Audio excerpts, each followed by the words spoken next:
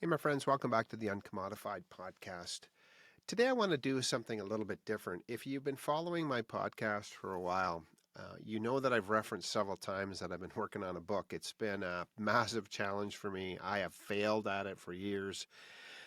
Tried to do it, didn't do it. Paid an editor, gave them nothing. I mean, it's been a horrific journey actually, but it's been wonderful because I have learned so many things over the years as I've pressed into this idea of wanting to write a book. I'm not even really sure why I want to do it, um, but it's something that's really in my heart, and I've decided I was going to make it happen. And what I realized as I started down this journey is one of my primary maybe gifts or skills or abilities really is public communication orally as a communicator. I think I'm rather adequate at it, and I enjoy doing it, and it's been a benefit to me, and I know that other people have told me it's been a benefit to them over the years. But then I believe that I could parlay that immediately into being a writer, and I couldn't. And I learned very quickly that I was a terrible writer, a terrible writer.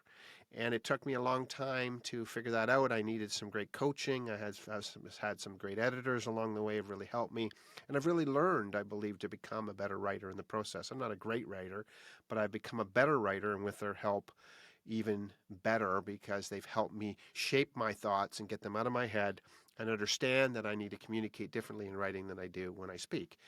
And so I'm a couple of weeks maybe or maybe a month or so by the time you see this episode away from releasing my book. And so I want to read you a couple of sections of that. And so I'm going to do a couple of small podcasts where I just read you a couple of sections of my book. And to be really frank and upfront, I hope, one, that it'll be helpful and maybe you'll learn something as I read it to you. And maybe you'll decide you want to buy the book. That's totally up to you. You can figure that out. But I want to share a thought with you today regarding um, this idea of uncommodified people being unforgettable.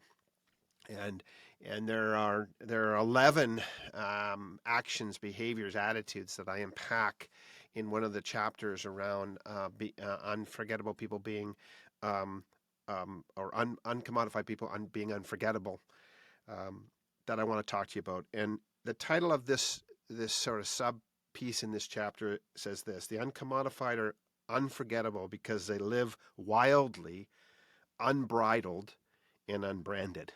And I'm just going to read what I wrote here. The genuinely unforgettable people who have impacted my life in the most significant ways are untamed and rather wild horses.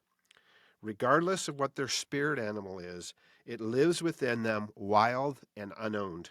They are unbridled and unbranded provocateurs.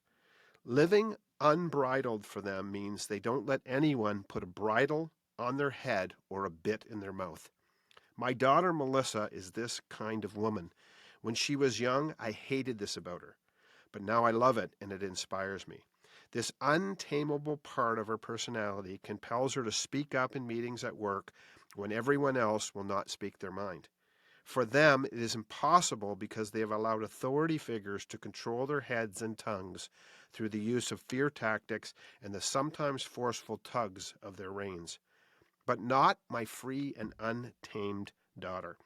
Her respectful and unbridled observation are voiced, and she is unforgettable, especially to those wiser cowboys and cowgirls on the ranch.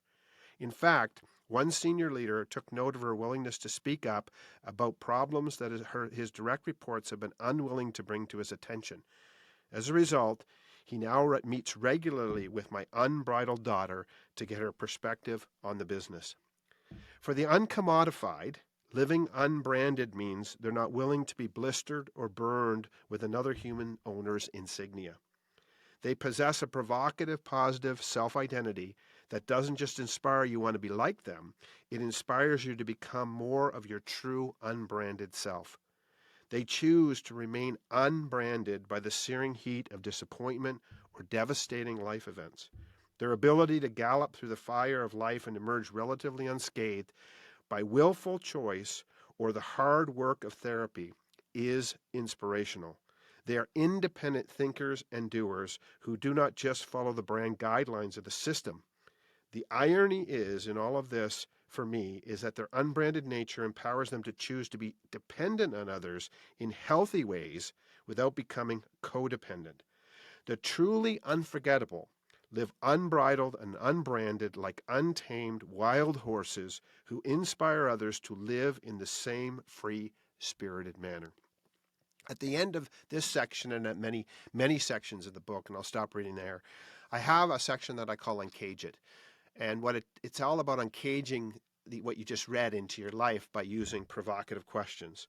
So I'm actually going to read you the 3 or 4 questions that are at the end of this chapter right now and ask you to consider them this week. So here's the questions at the end of this little section for you to consider. Number 1, do you have a bridle on your head and a bit in your mouth that you need to remove? Who or what of life's circumstances put it there, and how will you take it off?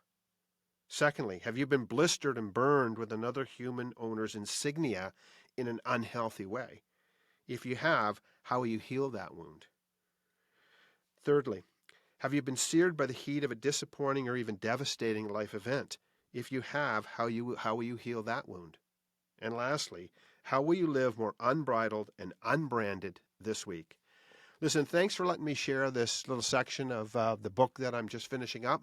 The book is called UNCOMMODiFiED, surprise, surprise, and it's a provocative and practical guide to standing up and standing out in a crowded world, just like my podcast is, and it's being written by me and maybe by you if you choose to enter into the conversation with me. Thanks for your time today. Have an excellent day, and go out and live like wild, untamed horses, unbridled and unbranded, so that you can be a positive influence on yourself and others. Have an excellent day. Cheers.